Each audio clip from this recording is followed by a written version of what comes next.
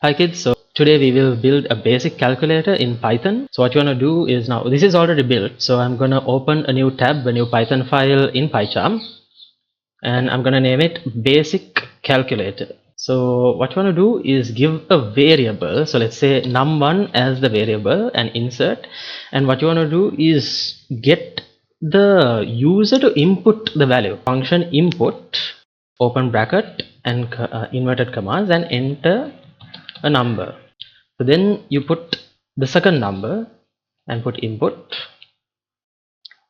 inverted commas, and enter another number. In order to calculate this, you want to get the result. So the result, we'll put result as a different variable and we'll put it as float because we want to make sure that decimal values are included as well. And then we just print it. We print the result to the screen. So this will give the user's input. So now you can see at the console a command is being given to input the number, right? So you say 1 and let's say 5 and the input is given.